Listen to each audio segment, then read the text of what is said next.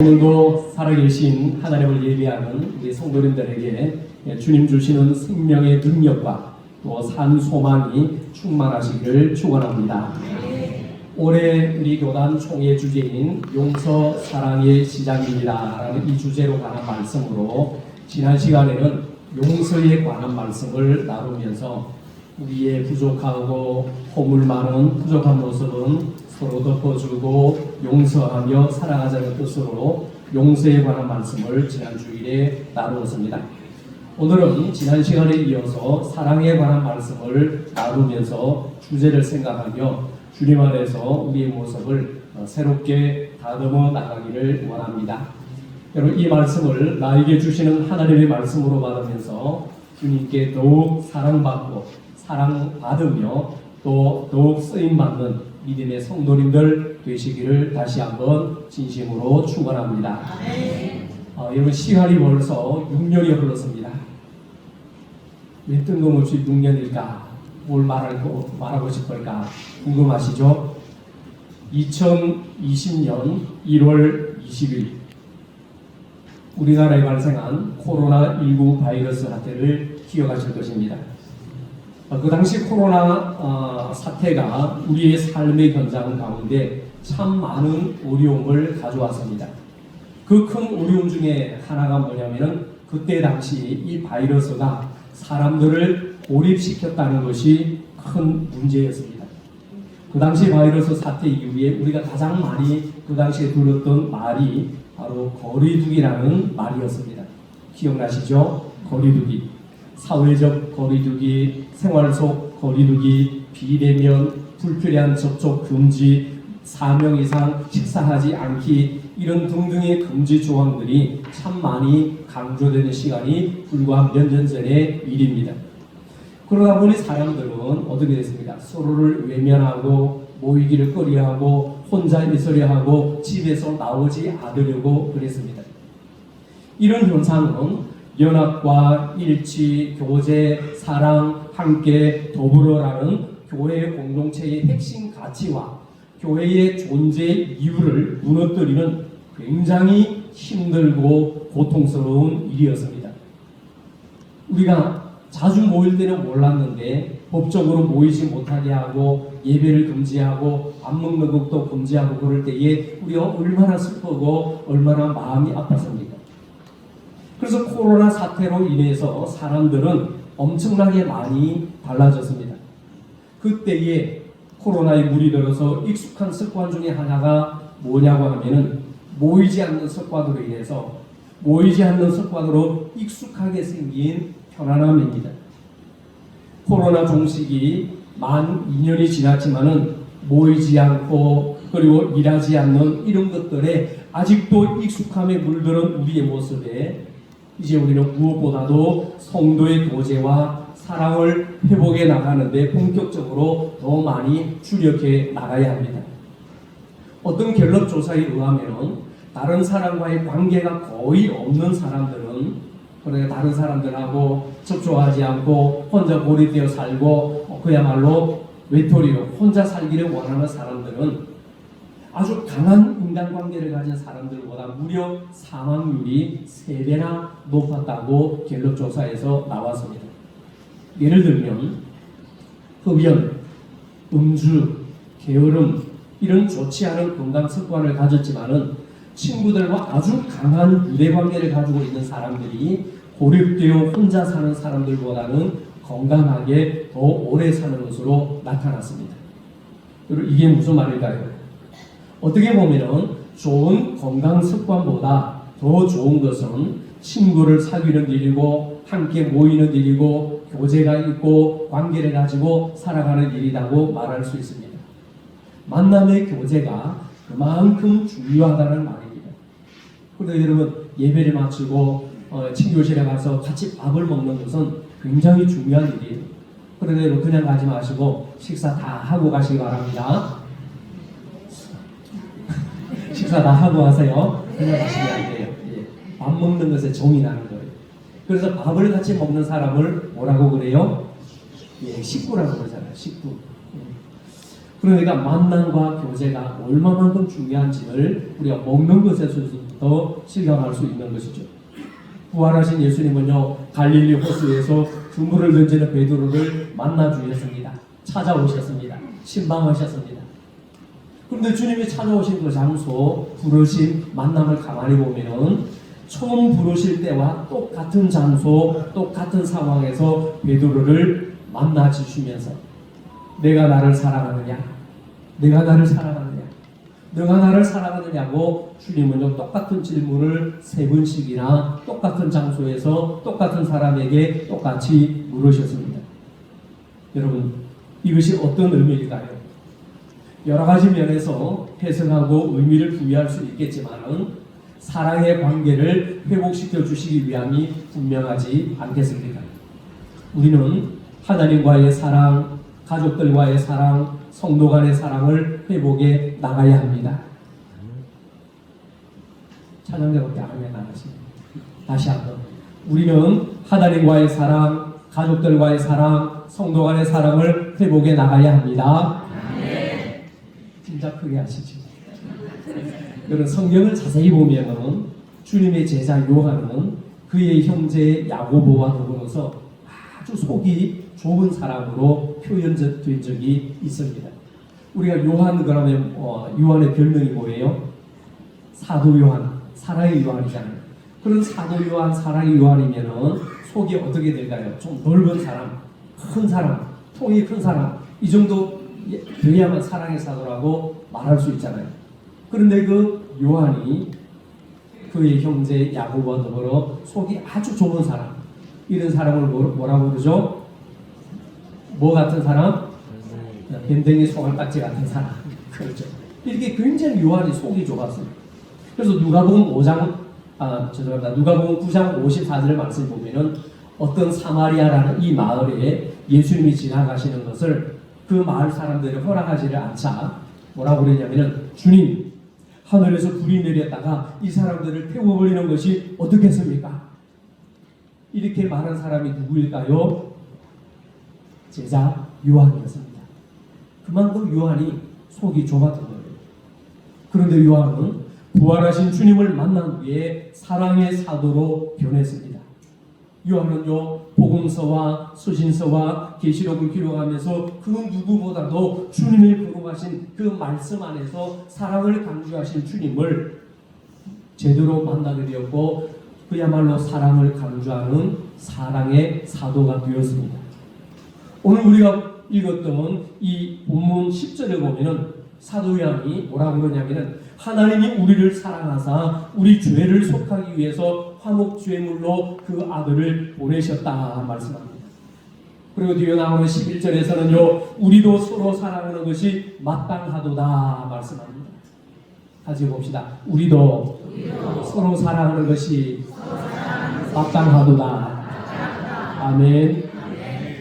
서로 사랑하는 것이 어떻다고요? 마땅하다. 여러분 혹시 이런 이야기를 들어보신 적이 있으십니까?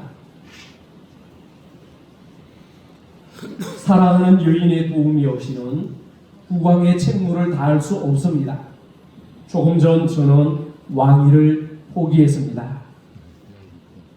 이 말은 1936년 12월 11일 영국 왕 에드워드 8세가 라디오 방송을 통해서 사랑을 위하여 왕위를 부린다는 이른바 대국민 폭탄 선언을 했습니다. 방송을 듣고 있던 모든 영국 백성들은 놀라면서 귀를 의심했습니다. 에드워드 8세가 살아가는 그 여성은 영국 사람도 아니었습니다. 미국 여성이었는데 그것도 귀족 출신이 아니라 평민 출신이었습니다. 그리고 이 여인은 2번이나 이혼 경력을 가진 윌리스 심퍼슨이라는 여성이었습니다. 그래서 에드워드 8세는 왕이 되기 전부터 이 여성을 사랑했던 것이죠. 심퍼슨은 이 여인을 도저히 에드워드가 잊을 수 없었던 겁니다. 영국 왕은 다른 나라 사람과 결혼할 수 없기에 결국 사랑이냐 왕의 자리냐 둘 중에 하나를 선택해야 했는데 에드워드 8세는 결국 사랑을 선택했습니다. 너무 멋지지 않아요, 여러분? 별로 감흥이 없으시네. 왕위보다도 사랑을 선택했어요. 물론 영국인들에게는요, 이 사실이 너무나도 엄청난 충격이었습니다.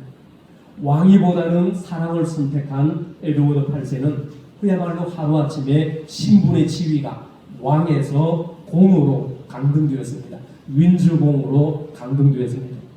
결국 에드워드는 그 이듬해 6월 3일 프랑스 투르 지방의 오래된 성인 샤또 드캉데라는 곳에서 윌리스 심퍼슨과 결혼합니다. 그런데 결혼식은 너무나도 초라하고 쏠쏠했다고 합니다. 하객은 단 16명밖에 오지 않았는데 그 중에 5명은 또 기자였다고 합니다. 영국 왕실은 단 한 명의 하객도 보내지 않았습니다. 그것도 모자라서 이 부부의 영국 정착을 금지했습니다. 하지만 그들은요, 프랑스에서 평생을 서로 아끼고 사랑하며 살았습니다. 에드워드 8세는 사랑을 위해서 모든 것을 버린 사람이었습니다. 그는 왕권보다도 왕위보다도 사랑보다 중요한 것은 없다는 것을 알았던 그런 사람이었습니다. 그런데 여러분, 이런 사랑 어디서 많이 들어본 사랑 아닙니까? 하나님의 사랑이 바로 이런 사랑이 아닐까요?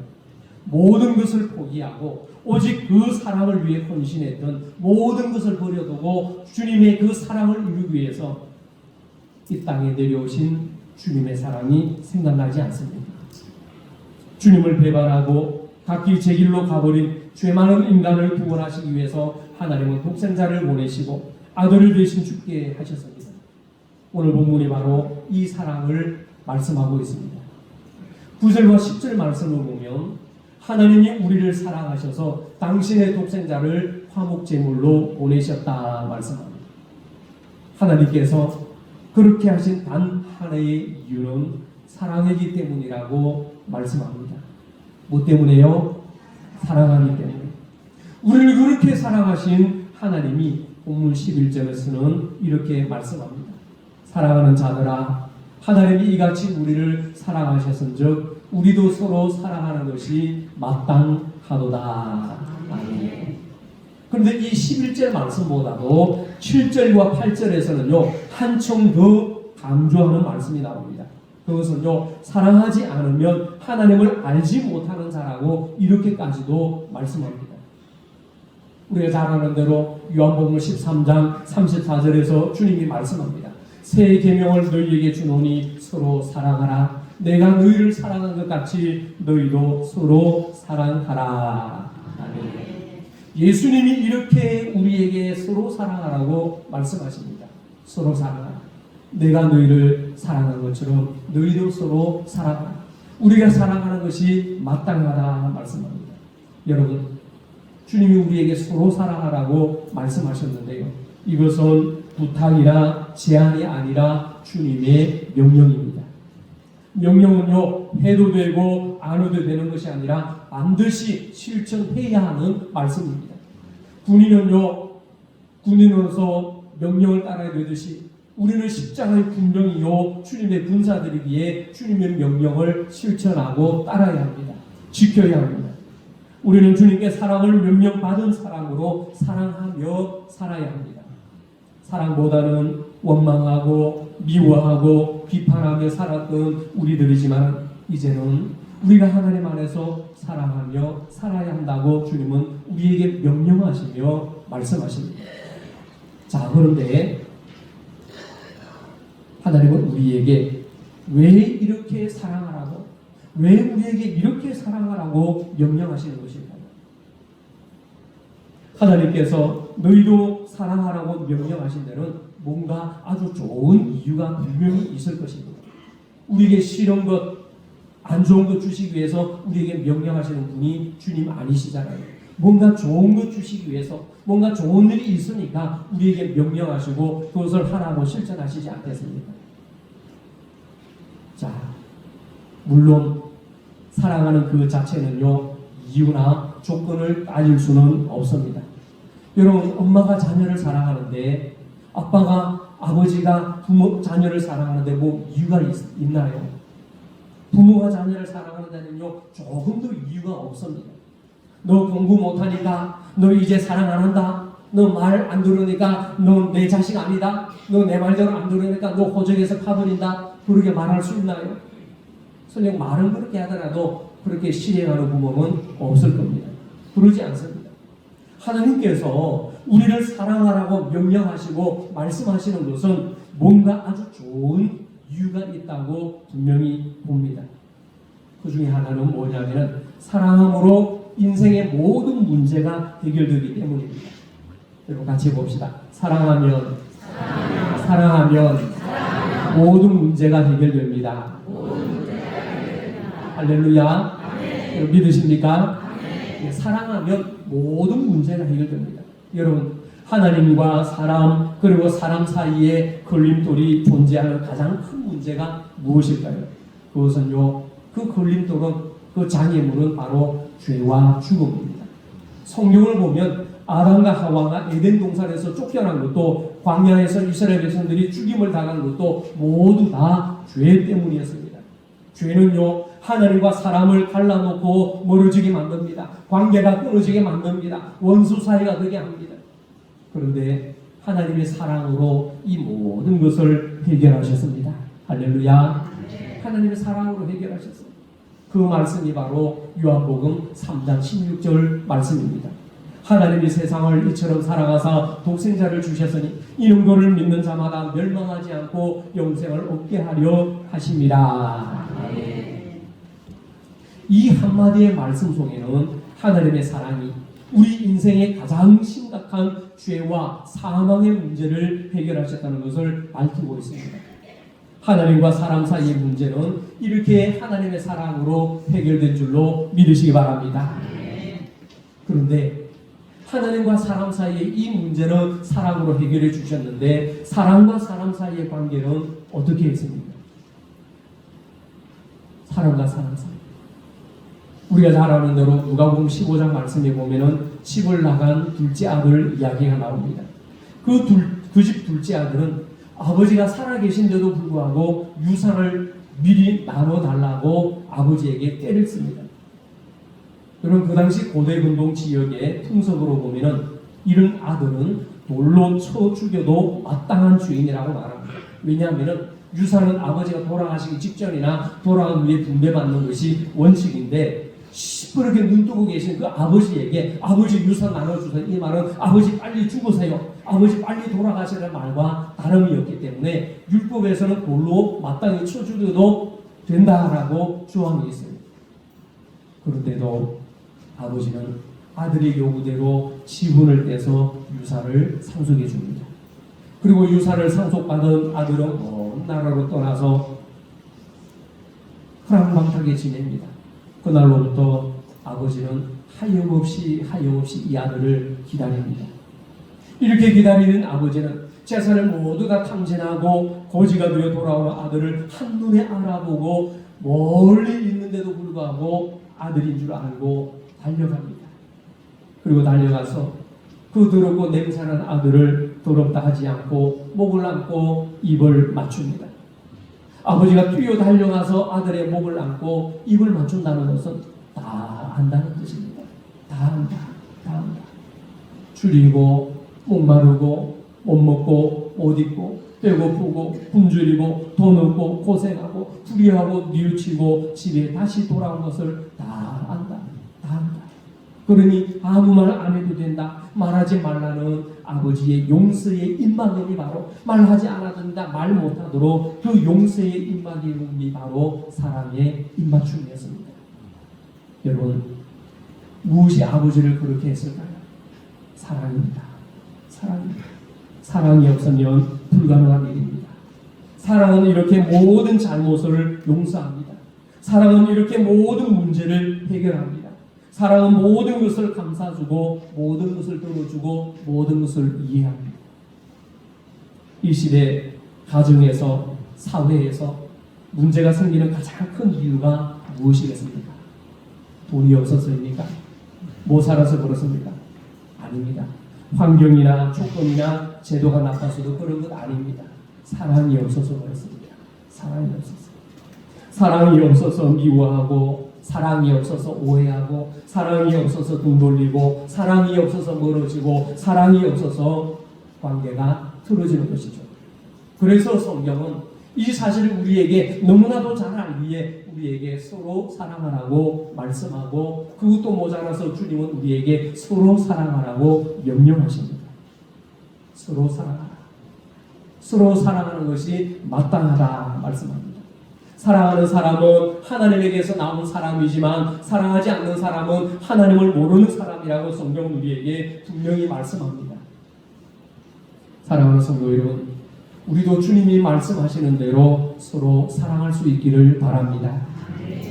가정에 문제가 있고 직장과 사업장과 삶의 현장에 문제가 있다면 사랑으로 생각하고 사랑으로 판단해야 합니다. 사랑하면 모든 문제는 다 해결될 수 있습니다. 여러분, 문제 없는 가정이 있습니까? 다 문제 있습니다. 그럼에도 불구하고 이겨나갈 수 있는 이유가 무엇입니까? 부모가 자녀를 이해하고 사랑으로 이해하고 사랑으로 품어주고 사랑으로 소갈이하니까 사랑 때문에 이겨나가는 것이잖아요. 사랑하니까 다 해결되는 것이죠. 여러분들도 사랑으로 생각하고 사랑으로 판단하고 사랑으로 품으시기를 바랍니다. 사랑하면 모든 문제는 다 해결될 수 있습니다. 사랑은 모든 문제를 해결하는 하나님이 주신 마스터키와 같습니다. 또한 하나님께서 우리에게 사랑하라고 명하시는 것은요, 사랑하면 우리가 즐겁고 행복하기 때문입니다. 같이 봅시다. 사랑하면 즐겁고 기쁩니다. 사랑하면 행복합니다. 여러분, 구약 성경 중에 아가서라는 책이 있습니다. 아가서. 아이고, 우리 아가. 그 아가서에 뭘 노래하고 있죠? 예, 사랑을 노래하고 있습니다. 예, 흔히 술람비 여인과 솔로몬 왕의 사랑 노래로 알려진 책입니다. 이 아가서 책에 의하면 술람비 여인은 포도원치기입니다. 그 들에서 일을 하다 보니까 이 술람비 여인이 피부가 햇볕에 그을러서 금수름해졌다 성경은 기록하고 있습니다. 술람비 여인은 평민이고 솔로몬은 왕입니다. 그런데 이 모든 환경과 조건을 오직 사랑으로 극복합니다. 솔로몬은요, 술람비 여인을 보고 내 사랑아 그럽니다. 내 사랑아. 좀 낯살이 돋을지 모르지만 옆 사람 보고 내 사랑아 한번 해봅시다. 자, 주님 안에 우리 나 형제 자매 사랑하는 사람. 자, 내 사랑아. 아유, 막 오글거립니다. 예, 우린 다 주님 안에서 형제 자매요, 가족이잖아요. 그 사랑합니다라는 말을 그리낌 없이 할 수 있어야 되죠.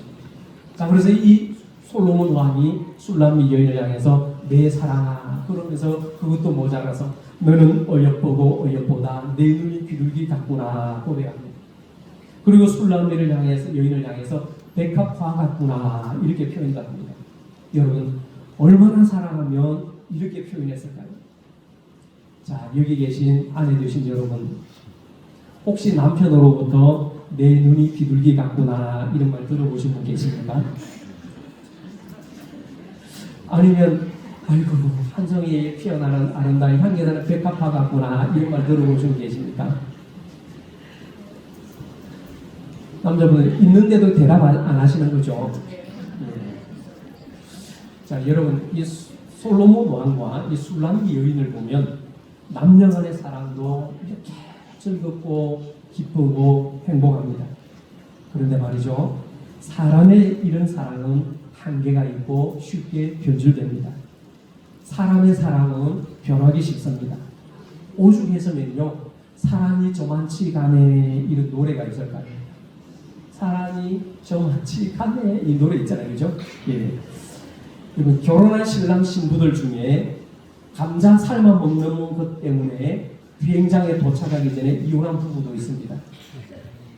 야, 우리 집에서는 감자를 소금에 찍어 먹는데 아니 당신 집에서는 설탕 찍어 먹어? 아니 그런 게 어디서 누가 그래? 그러면서 둘이서 말이죠, 공방전을 하고 된통 싸우고 비행기 타기 전에 이혼했대요. 거짓말 같죠? 실제로 이런 일이 허다합니다. 여러분, 치약 쓰는 것도 말이죠. 한 사람은 뒤에서부터 푹 눌러 짜고 한 사람 중간에서부터 푹 눌러 짜는 것 때문에 이것 때문에 싸우고 양말 뒤집어서 벗는 것 때문에 싸우다가 이혼하고 가정 부분에 의하면요 실제로 1인들이 허다합니다. 그럴지라도 인간의 사랑은 사랑할 때만큼은 즐겁고 행복한 면이 있잖아요. 그러나 이것이 변질이 잘 되고 유통기한에 한계가 있습니다. 그럴지라도 만나면 즐겁고 행복한 것이 사랑입니다. 조건이 붙은 사랑도 이렇게 즐겁고 행복하다면 조건이 붙지 않은 무조건적인 사랑은 얼마나 기쁘고 얼마나 즐겁고 얼마나 행복할까요? 잠언서 15장 17절 말씀을 보면은 채소를 먹으며 서로 사랑하는 것이 살찐 소를 먹으며 서로 미워하는 것보다 나으리라 말씀합니다. 무슨 말입니다? 다투고 미워하며 사는 것보다는 부족하고 좀 없어도 사랑하며 사는 것이 훨씬 더 좋다는 뜻입니다. 그런데 이런 일이 사도행전에 실제로 나타납니다. 예루살렘 교회는요 넉넉하지 않은 가난한 교회였습니다. 그런데 가난한 교회였음에도 불구하고 하루에 3,000명, 5,000명씩이나 회심을 하고 들어왔습니다. 그래도 여전히 예루살렘 교회는 가난했습니다. 왜냐하면 가난한 사람들이 돌봄이 필요한 사람들이 먼저 복음을 듣고 교회를 돌아왔거든요. 그들이 복음을 먼저 받아들이기 때문입니다. 그런데 사도행전 4장 34절에 보면은요 그 중에 가난한 사람이 없으니라는 말씀이 나옵니다. 그 중에 가난한 사람이 없으니 그 이유가 34절 35절에 나옵니다. 그렇게 가난한 사람들이 많았음에도 불구하고 그 중에 가난한 사람이 없었다 하는 말은 그 중에 가진 사람들이 집과 밭이 있는 자가 팔아서 그 판것의 값을 가져다가 사도들 앞에 발 앞에 두니 그들이 각 사람의 필요를 따라 나누어 주민이라. 아멘. 서로 나누어 주었거든요. 사랑합니다. 사도행전 2장 44절부터 46절에 보면 이렇게 말씀합니다. 믿는 사람이 다 함께해서 모든 물건을 서로 통용하고 또 재산과 소유를 팔아 각 사람의 필요를 따라 나눠주고 날마다 마음을 같이하여 성전에 모이기를 힘쓰고 집에서 떡을 떼며 기쁨과 순전한 마음으로 음식을 먹고. 나눠 먹기 싫은가 봐요. 아멘 안 하시네요. 여러분 재산을 팔아서 나누고 그렇게 하라는 말이 아닙니다. 그러니 아멘 하셔도 됩니다. 네. 초대 교회 안에 이렇게 놀라운 일이 어떻게 일어날 수 있느냐? 지금 이것을 말하는 거예요. 그런데 알고 보니까 사랑하니까 일어난 일이고 또 사랑하니까 실제로 3,000명, 5,000명이 교회로 들어왔는데 그 수천 명 사람들 중에 가난한 사람들이 없었을까요? 있었던 것이죠. 그러나 사랑하니까 뭐하니까? 사랑하니까 가난을 가난으로 여기지 않은 거예요. 부족함을 부족함으로 여기지 않고 행복하고 감사한 겁니다. 사랑하니까 그런 겁니다. 그러니 교회에 오면 늘 즐겁고 기쁨이 가득했습니다. 행복하고 즐거운 교회는요 그 안에 사랑이 있습니다. 잘 되는 교회는요 전도하고 잘 되는 교회는요 성도들을 사랑하고 좋은 일이 있으니까 이 좋은 일을 그냥 만나는 사람에게 그냥 무턱대고 얘기하는 거예요.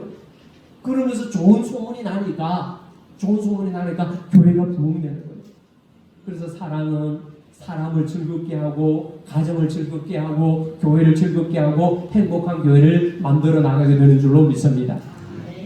그러나 고린도 교회처럼 파당을 만들고 자기 주장을 하는 성도들로 가져가다면 행복은 꿈도 꾸지 말아야 합니다. 사랑이 없기 때문입니다. 사랑이 있으면 자기 주장을 하는 사람이 없습니다. 사랑하면 자기 욕심과 이기심과 탐심을 채우는 사람 없습니다. 사랑하면 비난하고 비판하는 일도 없습니다. 사랑하면 원망하고 다투는 일도 사라집니다. 왜 그런가 하면 사랑하니까 이해하고 사랑하니까 양보하고 사랑하니까 품어주고 이 모든 것은 사랑에서 나오기 때문입니다. 할렐루야. 우리 청운교회 모든 성도님들이 이렇게 될 수 있기를 진심으로 소망합니다.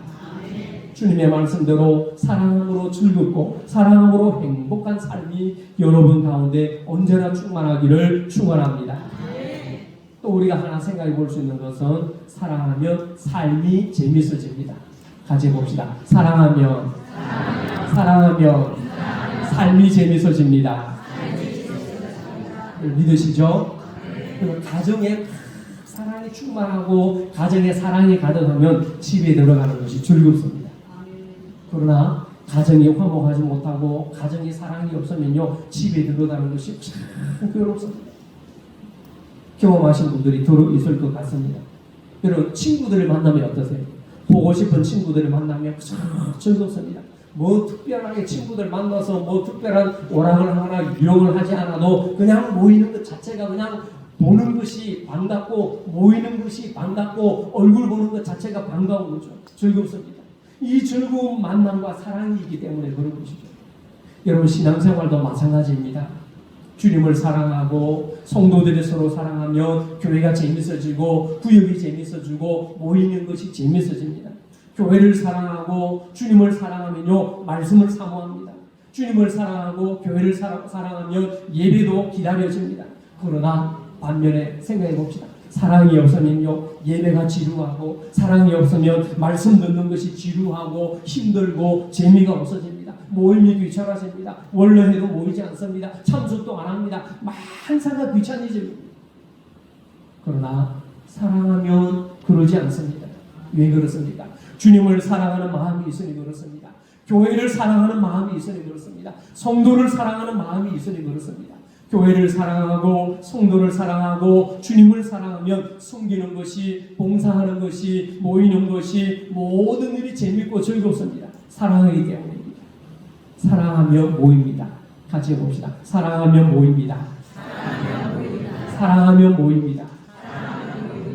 누가 모임이 안 오면 원래 합니다. 안 오면 우리 모임을 사랑하나 보다 그렇게 한번 생각해 보세요. 그러니까 더 사랑하는 일에 힘써야 될 줄로 믿습니다. 데살로니가전서 2장 20절 말씀 보면 사도 바울은요 데살로니가 교회 성도들을 향해 말하기를 뭐라고 그러냐면 너희는 우리의 영광이요 기쁨이니라 칭찬합니다. 사실 데살로니가 교회는요 바울 사도가 한 3주 동안 있다가 핍박하는 사람들 때문에 쫓겨난 교회예요. 그럼에도 사도 바울이 너희가 우리의 영광이요 기쁨이다 이렇게 말할 수 있는 이유는 그럼에도 불구하고 그들을 사랑하기 때문입니다. 고린도전서 1장 4절에 보면은요 내가 너희를 위하여 항상 하나님께 감사하노니 바울 사도가 말합니다. 여러분 우리가 잘 아는 대로 고린도 교회는요 정말 문제가 많은 교회 아닙니까?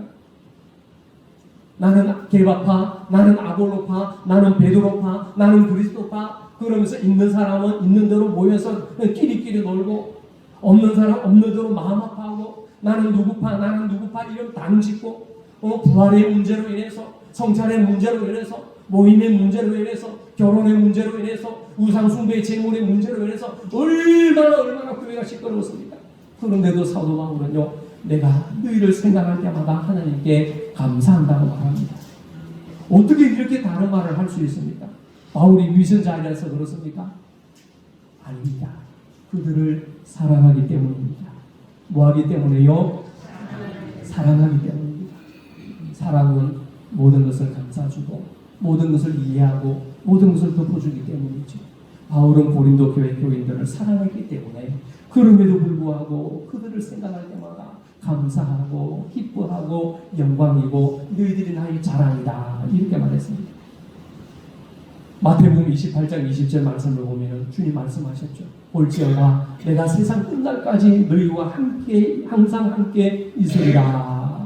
주님이 성천하시며 하신 말씀입니다. 그런데 그 앞에서 이 말씀을 받는 사람들이 어떤 사람들입니까? 십자가 앞에서 다 도망갔던 사람들입니다. 다 도망갔던 사람들입니다. 그럼에도 불구하고 주님이 이렇게 말씀하시는 이유는 그들을 정말로 여전히 변함없이 사랑하기 때문입니다. 주님은 그들이 도망가고 그들이 믿지 않았던 지난날의 과거를 기억하지 않았습니다. 그들의 잘못을 홈잡지 않았습니다. 그들의 잘못된 것을 문제 삼지 않았습니다. 여러분 우리 중에도 가정도 교회도 그야말로 예배도 재미없다고 생각할 분이 우리 교회는 너무 재미없어. 우리 목사님은 너무 재미없어. 예배도 재미없어. 그렇게 생각하는 분이 혹 있을지도 모릅니다. 불편한 것, 서운한 것, 마음이 들지 않는 것이 앞서기 때문인지도 모릅니다. 만약 그렇다면 내가 교회를 사랑하는 나의 사랑이 식은 것은 아닌지 한번 생각해 보시기 바랍니다. 교회를 향한 내 마음이, 성도를 향한 내 마음이, 주님을 향한 내 마음이, 내 사랑이 식은 것은 아닌지 한번 생각해 보시기 바랍니다.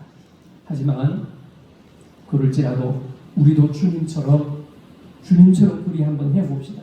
주님은요, 그들이 도망간 것, 아프게 한 것, 서운한 것, 마음에 들지 않는 것, 이런 것 저런 것 따지지 않고 생각하지 않고 무조건 사랑했습니다. 어떻게 사랑했습니까? 무조건 사랑했습니다. 조건 달지 않았어요. 불편한 것, 서운한 것, 마음에 들지 않는 것, 이런 것을 생각하기보다는 먼저 그냥 살아가는 겁니다.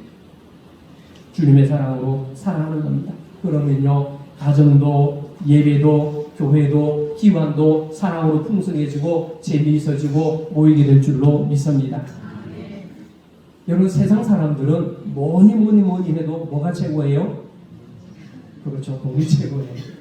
세상 사람들은 뭐니 해도 머니가 최고예요. 돈이 최고예요. 그런데 우리는 그렇지 않습니다. 뭐니 해도 사랑이 최고입니다. 할렐루야. 왜 그래요? 하나님이 사랑이시니까. 하나님이 사랑이십니다.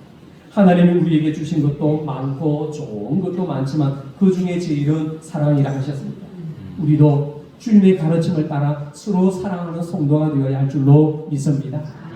하나님을 사랑하고 교회를 사랑하고 성도들을 사랑하면서 하나님의 사랑을 실천하는 성도들이 되시기를 바랍니다. 여러분, 혹시 미워하는 사람이 있습니까? 껄끄러운 사람이 있습니까? 싫어하는 사람이 있습니까? 사랑할 수 있도록 기도해 보시기 바랍니다. 용서할 수 있도록 기도하시기 바랍니다. 사랑함으로 인생의 모든 문제를 해결받고 교회를 사랑하고 주님을 사랑함으로 즐겁고 행복하고 재미있는 삶을 이루어가는 사랑으로 충만한 우리 교회, 사랑으로 충만한 우리 청운의 모든 식구들 되시기를 간절히 축원합니다. 기도하겠습니다. 아버지 하나님, 감사합니다. 서로 사랑하며 살 수 있도록 우리를 주님의 사랑 가운데 불러주심을 감사합니다. 그러나 주님, 주님의 말씀인 명령을 우리가 받으면서도 사랑하지 못하며 사랑할 때가 많음을 솔직히 고백합니다. 그저 나 중심으로 생각하고 내 고집만 피우고 내 유익을 앞세울 때도 있습니다. 그러나 주님, 이제 저희도 다시 사랑하는 자로 거듭나게 하시옵소서. 하나님께서 우리를 사랑하사 독생자를 주신 것을 생각할 때 우리가 사랑하지 못할 사람이 없을 줄로 압니다. 너희가 서로 사랑함으로 사랑하는 것이 마땅하도다 하신 주님의 그 말씀을 이루게 하시옵소서.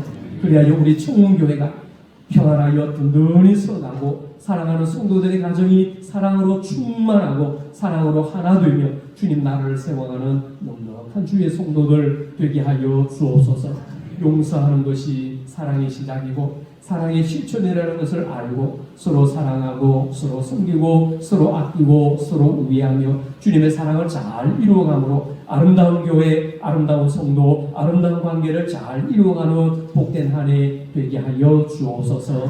예수님의 이름으로 기도하옵나이다. 아멘.